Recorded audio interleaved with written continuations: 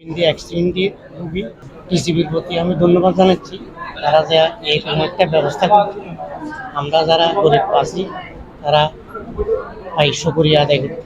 না, আমি তো এই জিনিসগুলা এমনি কিনতে পারতাম না, টিসিবির মাধ্যমে জিনিসগুলা পাই আমি খুশি। সবাইকে টিসিবিকে ধন্যবাদ। আমরা প্রথম পাইতেছি, আলহামদুলিল্লাহ ন্যায্যমূলক রহমান আমরা পাচ্ছি আল্লাহর রহমতে ইনশাআল্লাহ। আমরা এখন তো স্যার একটা আশ্বাস দিয়েছে আমাদেরকে, সামনে নাকি আরো কিছু একটু আইটেম বাড়াইতে পারেন। আলহামদুলিল্লাহ আমাদেরকে 470 টাকা করে দিয়েছি আমরা সবাই। আলহামদুলিল্লাহ দেখতেছি আল্লাহর রহমতে যারা জনগণের ভালো চাইবে, যারা জনগণের কল্যাণ চাইবে, দেশের কল্যাণ চাইবে, তারা অবশ্যই জনগণের খেদমত করে তবে চেষ্টা করবে।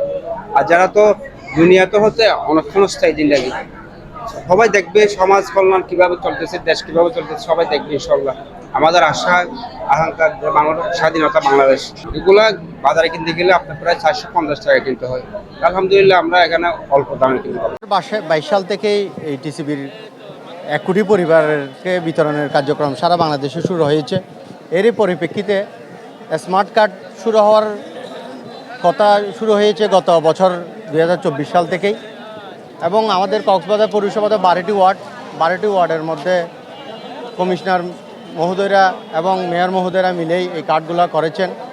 প্রায় আমাদের কক্সবাজার পৌরসভাতে 3972টি কার্ড বিতরণ হয়েছে। সব কার্ডেই চলে আসছে। এক ওয়ার্ডে প্রায় 350 মতো কার্ড হয়েছে। এই কার্যক্রমে আমাদের পৌরসভার ভিতরে প্রায় 4000 লোক এই সুবিধার আওতায় আসবে। তো পরবর্তীতে যদি সরকার মনে করে এখানে আরও নতুন নতুন পণ্য ইনক্লুড করা হবে যে চাহিদার প্রেক্ষিতে, তো আমরা এইটার আজকে যে স্মার্ট কার্ডের বৈশিষ্ট্য হলো যে আগে যে কার্ডটি যে ম্যানুয়াল ছিল, অনেক সময় সঠিক উপকারভোগী পেত না, সে হয়তো অভিযোগ করতে যে আমার নাম ছিল কিন্তু আমি পাইনি। কিন্তু এই পদ্ধতিতে এই অসুবিধাটি দূর হবে। প্রকৃত যিনি উপকারভোগী উনি আসার পরে ওনার কার্ডটি আমরা স্ক্যান করে দেখব যে উনি সত্যিকার উপকারভোগী কিনা, এবং তার কাছে একটি ওটিপি চলে যাবে, সেইটার মাধ্যমে আমরা তাকে সুবিধাটা দিব, এবং এই সুবিধাটা প্রতিটি উপকারভোগী মাসে একবার করে পাবে।